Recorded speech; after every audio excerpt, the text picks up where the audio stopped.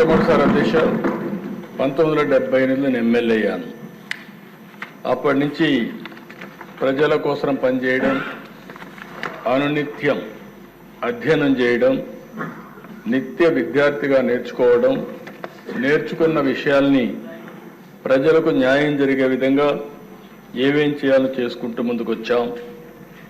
46 సంవత్సరాల కంటే ముందు ఎన్నో పదవుల్లో చేపట్టిన 46 ఏళ్లుగా నా రాజకీయ జీవితంలో ఎన్నో పదవులు చూశాను, ఎన్నో కష్టాలు చూశాను, అవమానాలు పడ్డాను.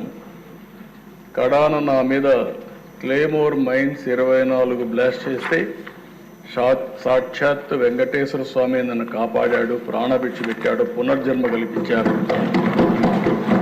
4 సంవత్సరాలు ఇక్కడున్నప్పుడే నా మీద చాలా దారుణంగా కుటుంబ సభ్యుల్ని అవమానపరిచే విధంగా మాట్లాడితే నా జీవితంలో ప్రాణానికి కూడా భయపడలేదు. కానీ ఆ సమయంలో ఒక బాధ, ఆవేదన కలిగింది.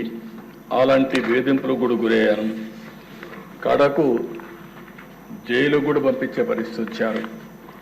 కానీ ఆ దిశ నేను ఏ తప్పు చేయలేదు, ఏ తప్పు చేయను. అనుక్షణం ప్రజల కోసం పనిచేస్తా. ఇలాంటి ఇబ్బందులు పెట్టినప్పుడంతా కూడా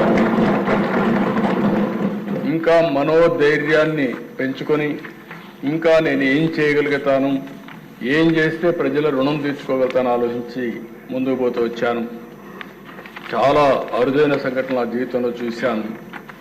నేను జైల్లో ఉన్నప్పుడు 53 రోజులు మీరు చూసే అధ్యక్ష, 80 దేశాల్లో తెలుగు వారు 53 రోజులు రోడ్డు మీదకి వచ్చి ఎక్కడికక్కడ పోరాటాలు చేశారంటే అది నా జీవితంలో ఎప్పుడూ మరిచిపోలేని సంఘటన అని చెప్పి కూడా నేను మీకు తెలియజేస్తున్నా.